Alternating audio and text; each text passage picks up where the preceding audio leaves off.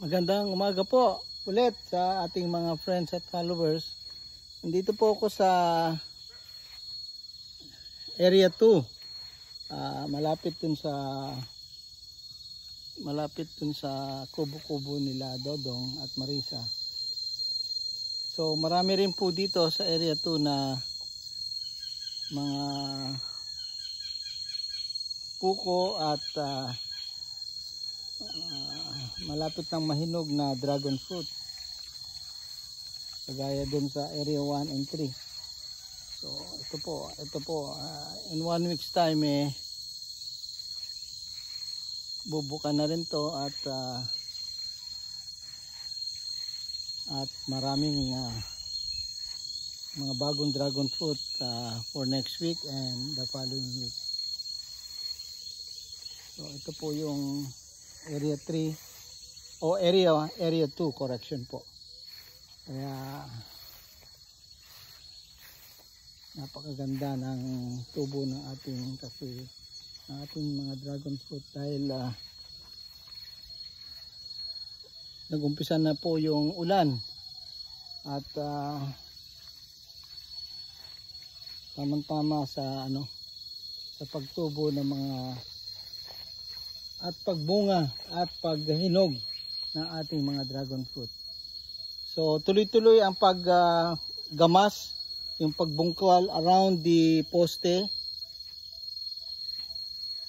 ni Marisa. Although sa mga gitna, sa mga daan, malalaki ang mahaba na yung ating mga damo. Pero basta around the poste at least nabubungkal at nagagamas naman ang paligid ng mga poste. So yan po yung yung ating mga dragon fruit dito sa area 2. Dito sa area 2 siguro more than 400 ang poste natin dito. At napakataba ng lupa dito sa area 2.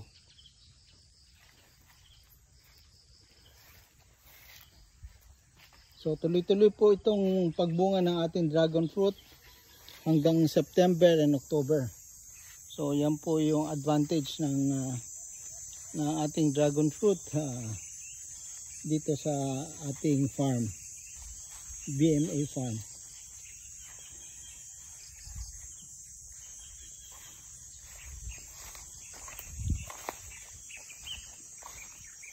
So yan po yung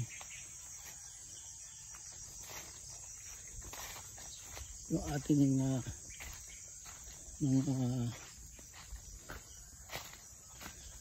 mga dragon fruit. So dito naman sa area na ito, kita nyo naman punong-puno ng maliliit na dragon fruit.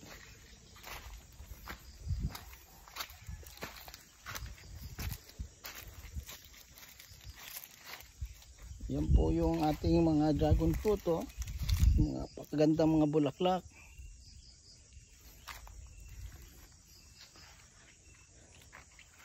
At mga bunga. So hanggang September po yan and October. Napakaganda ng ating dragon fruit. So ang iba nito ay gagawin kong wine and liquor at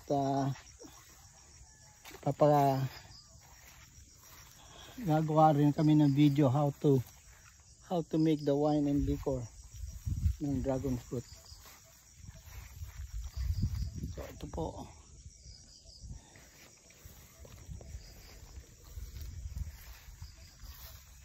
Yan po yung ating dragon fruit at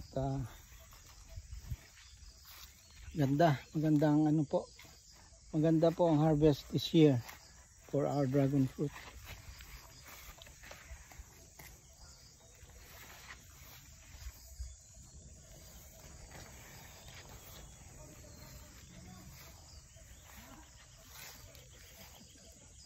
Yan po, ang dami.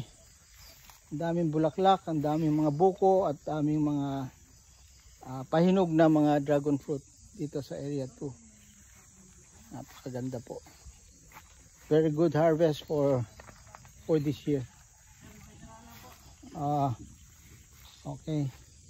So yan po ang aking report ngayong Sabado, June 14. Maraming salamat po.